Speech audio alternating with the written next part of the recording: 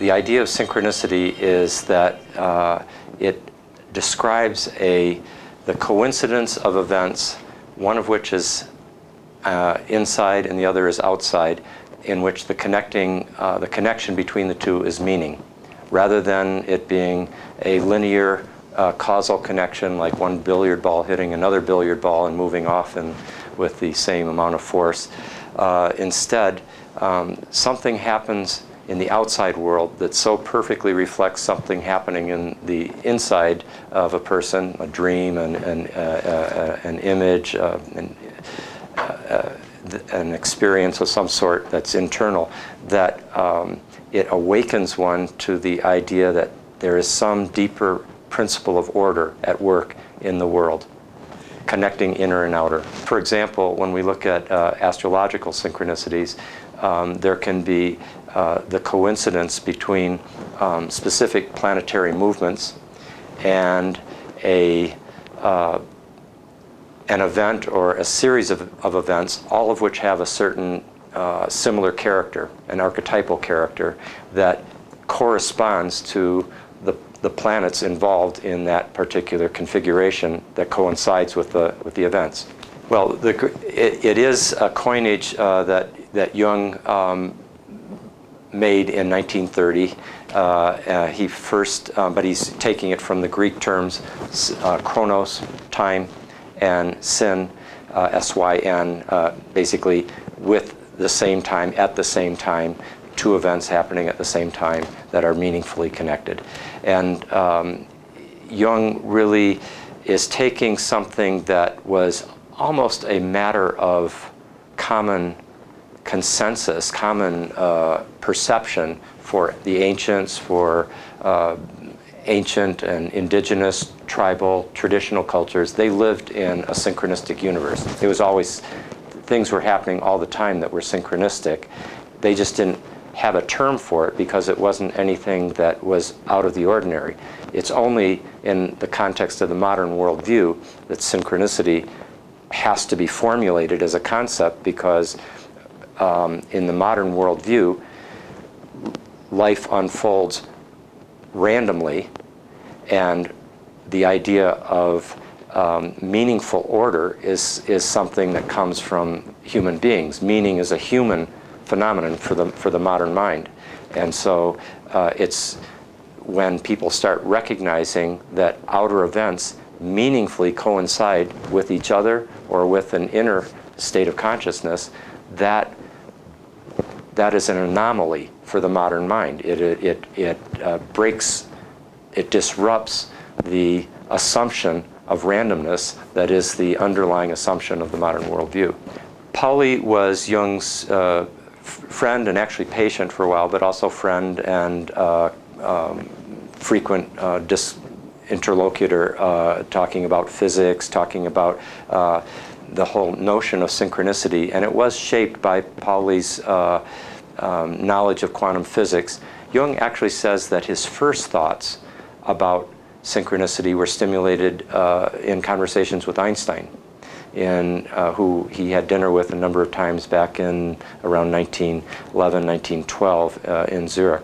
And then it was later in the 40s that in conversations with Pauli that the notion of synchronicity developed more and more. And so by the time Jung finally came out in 1951 with the major paper on synchronicity, that first he gave the lecture at Eranos. His final presentation at Eranos in 1951 was on synchronicity, and then he wrote a longer monograph that was published the following year. And then finally he published that with Pauli's essay on Kepler and Robert Fludd and archetypes in an English edition in 1955. And, actually, the first time that Jung publicly used the word synchronicity was in his memorial tribute in 1930 to Richard Wilhelm. I think we can approach synchronicity and diachronicity if we particularly look at the astrological context, because there it's very clear.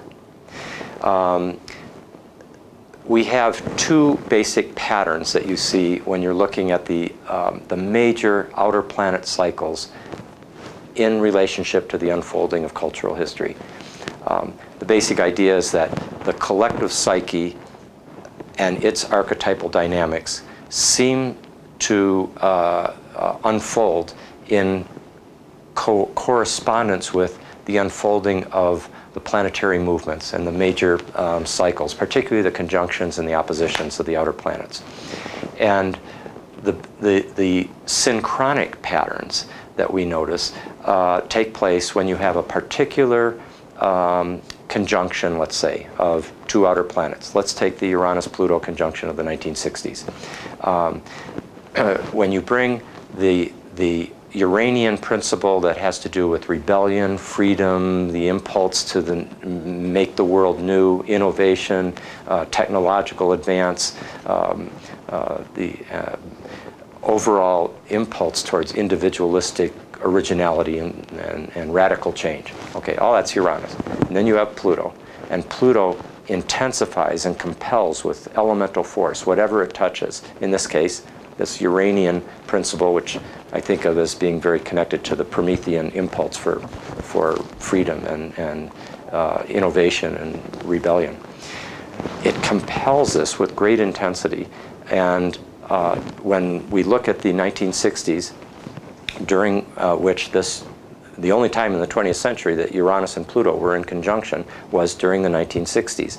And it was during that conjunction that in many different fields, in many different countries, simultaneously, you had this upsurge of innumerable cultural events in social and political contexts, in artistic contexts, sexual revolution, social turmoil, the impulse for political rebellion, independence movements, civil rights movements, feminism, the rock counterculture, student rebellions, anti-war movements, and anti-colonial independence movements, and so forth. Movies, music, whatever part of human activity you looked at, simultaneously across the world, there was a synchronistic, or we can just say synchronic, simultaneous convergence of cultural events and impulses, all of which had a similar character. But then we also notice with these, as we look at these historical cycles across time, we notice that there is a diachronic pattern that is equally striking. And so when we look at previous eras in which Uranus and Pluto, for example, were in conjunction or were within in opposition, those are the two big, conjunction and opposition are like the new moon and the full moon point of any planetary cycle. In this case, a huge cycle, Uranus and Pluto. Well, if we look back in history, at other times these two planets came into alignment. Again, you get let's take the sequence of from the French Revolution.